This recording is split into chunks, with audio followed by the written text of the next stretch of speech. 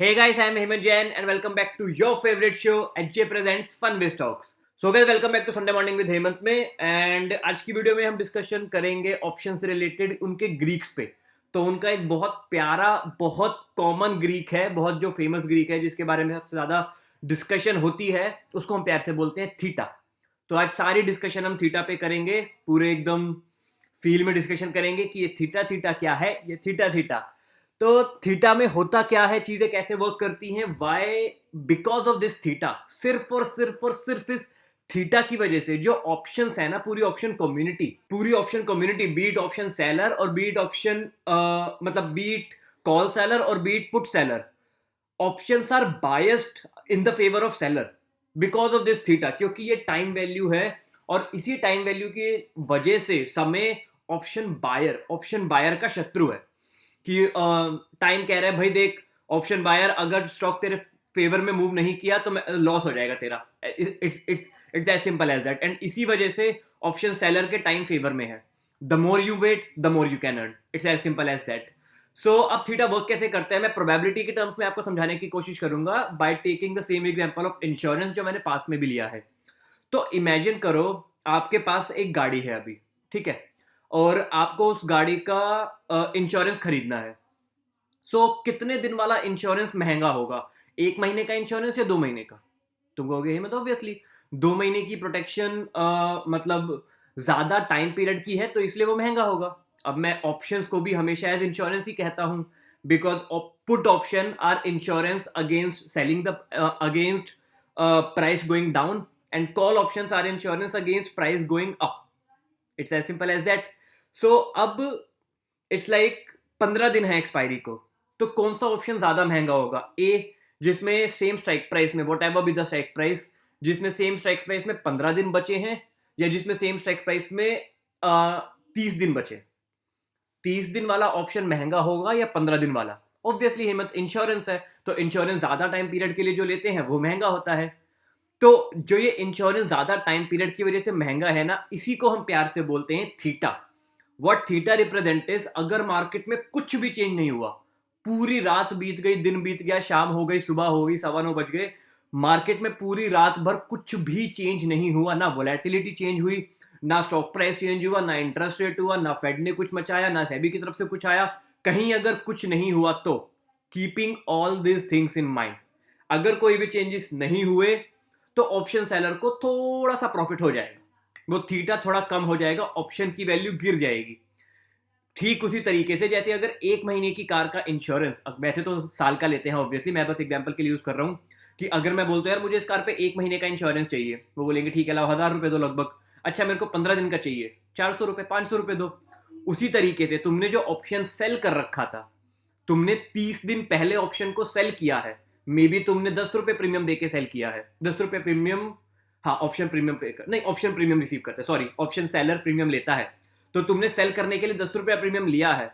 अब अगर 2-3 दिन बीत गए या सिर्फ एक ही दिन बीत गया तो 30 दिन नहीं बचे, अब एक्सपायरी को बचे हैं 29 डेज, और उस 29 डेज की वजह से उस इवेंट की होने की प्रोबेबिलिटी कम हो गई ऑब्वियसली।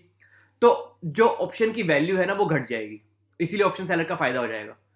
फिर से मैं समझा देता हूं, 30 दिन का कार का प्रीमियम, जैसे 15 दिन का कार इंश्योरेंस सस्ता होता है एज कंपेयर टू 30 दिन, उसी तरीके से 29 डेज का भी जो कार इंश्योरेंस है ना वो सस्ता होगा एज कंपेयर टू 30। तो अगर 30 दिन का कार इंश्योरेंस मान लो 1000 रुपए का कोट कर रहा है मार्केट में, और 29 डेज का 950 रुपीज का कोट कर रहा है, तो मैं 30वें दिन पे 1000 में बेच दूंगा। एक दिन मैंने इंतजार किया, कुछ नहीं हुआ, 950 में मैं वापस खरीद लूंगा, 50 रुपए का मेरा प्रॉफिट हो गया। ये जो 50 रुपए का प्रॉफिट हुआ है, ये प्रॉफिट सिर्फ थीटा की वजह से हुआ है। तो मैं एक बार आपको अपनी स्क्रीन पे लेके जाके ऑप्स्ट्रा में ये थीटा एग्जैक्टली कैसे वर्क कर रहा होता है वो मैं दिखाने की कोशिश करूंगा आपको। ओके, तो let's come to my screen. तो ये मैंने यहाँ पे आके यार गेट स्टार्टेड किया, और निफ्टी के ही मैं आपको कोई भी ऑप्शन उठा के दिखाना चाहूंगा, ठीक है। सो निफ्टी गया, मैं ऑप्शंस पे गया, फैब एक्सपायरी आने वाली, हाँ फैब ही है, फैब एक्सपायरी लिया, कोई भी स्ट्राइक प्राइस ले लिया मैंने, लेट्स से नियर आसपास 1600 17,000 वाला स्ट्राइक प्राइस ले लेता हूँ मैं, 17,000 का मैंने स्ट्राइक प्राइस ले लिया। इसको मैं सेल कर रहा हूँ क्योंकि सेल में मैं दिखाना, क्योंकि theta component typically option selling में ही होता है, ऑप्शन बायर का तो थीटा नेगेटिव होता है क्योंकि थीटा उसका लॉस करा रहा होता है बेचारे का। तो ये किया मैंने, यहाँ पे जाके मैंने ऐड पोजीशन की।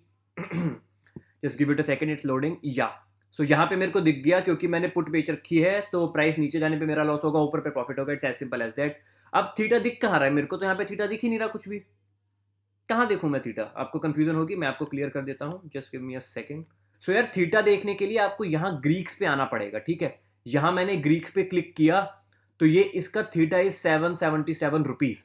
तो अभी देखो, मेरा मैक्सिमम पॉसिबल जो प्रॉफिट है ना, वो यहाँ पे गिवन है 16,578 रुपीज। और एक दिन का अभी का थीटा इज 776 रुपीज। मतलब 16,578 रुपीज मेरे पास आए हैं। और अगर मार्केट में कुछ भी चेंज नहीं हुआ, नथिंग चेंजेस, और एक दिन बीत गया, तो इस ऑप्शन पे मेरे को 777 रुपीज का प्रॉफिट होगा। अब ये थीटा जो है लीनियरली डीके नहीं करता है। ऐसा नहीं है कि हर दिन सेम रेट से ही थीटा डीके करेगा। ऑल्दो यहाँ पे 777 की फिगर है, और अगर मैं पे ऑफ चार्ट में जाके दिखाऊं आपको, तो यहाँ पे बेसिकली 0 डे पे थीटा इतना शो कर रहा है, और अगर मैं इस डेट को चेंज करता हूँ तो यहाँ पे भी थीटा कुछ बहुत सिग्निफिकेंट चेंज नहीं किया है। बट रियलिटी में चीज़ें ऐसे वर्क नहीं करती हैं। रियलिटी में जो बहुत दूर की एक्सपायरी होती है ना, उनका थीटा रिलेटिवली कई बार धीरे धीरे होता है। एक्सपायरी के पास थीटा अचानक से बहुत ज़्यादा होता है।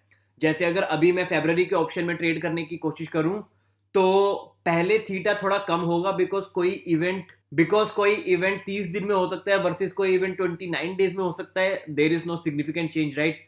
लेकिन कोई इवेंट 2 दिन में हो सकता है वर्सेस सिर्फ एक ही दिन बचा एक्सपायरी को। There is change, right. So इसीलिए एक्सपायरी के जो बहुत लास्ट वीक होता है ना, वहां पे थीटा बहुत तेजी से डीके करता है। ऐसा नोटिस किया है। इसका एक साइंटिफिक ग्राफ भी था, मैं एक बार आपको दिखाने की कोशिश करता हूँ। ये रहा, थीटा इस तरीके से ही वर्क करता है। तो डेज रिमेनिंग जैसे 120 है, तो इनिशियली थीटा लीनियरली डीके कर रहा है, मतलब धीरे धीरे धीरे धीरे डीके कर रहा है। फिर जैसे जैसे एक्सपायरी पास आ रही है, अचानक से वो जीरो की तरफ चले जाता है, कि ऑप्शन प्रीमियम अचानक से ही खत्म होने की कोशिश करता है।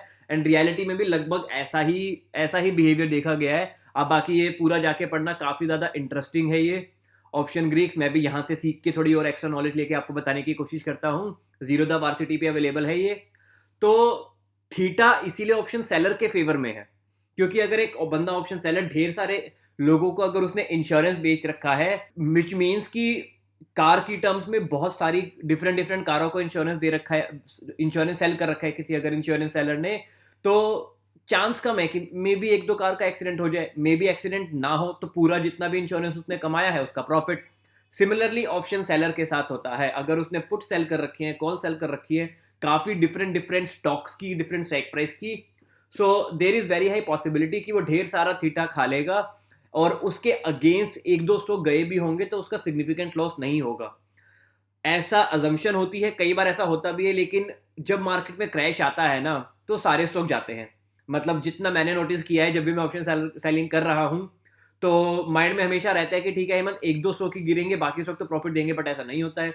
अगर प्रॉफिट देते हैं, जितना मेरे साथ एटलीस्ट हुआ है, तो जब प्रॉफिट देते हैं तो सारे ही देते हैं, और गिरते हैं तो मार्केट पूरी अचानक से गिरती है और सारे स्टॉक में मस्त लॉस होता है। तो ऑप्शन सेलिंग करते वक्त एक्सट्रीमली एक्सट्रीमली केयरफुल रहना चाहिए। यहाँ एक गलती और आपका बहुत बहुत बहुत बड़ा लॉस हो सकता है ऑप्शन सेलिंग में। सो आई होप मैंने थीटा आपको सही से एक्सप्लेन कर दिया होगा कि टाइम डी के एग्जैक्टली वर्क कैसे कर रही है।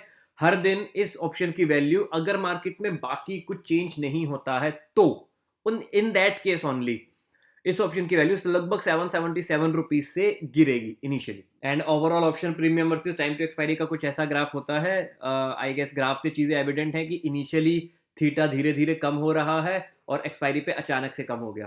सो I hope I made this thing clear to you. I hope आपको थीटा का कॉन्सेप्ट थोड़ा सा क्लियर हुआ होगा।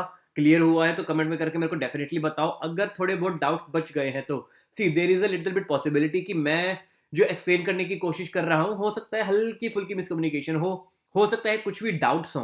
कुछ भी अगर डाउट्स होते हैं ना, तो यार कमेंट्स करके मेरे को बता दिया करो। I would really really really really love to answer those comments.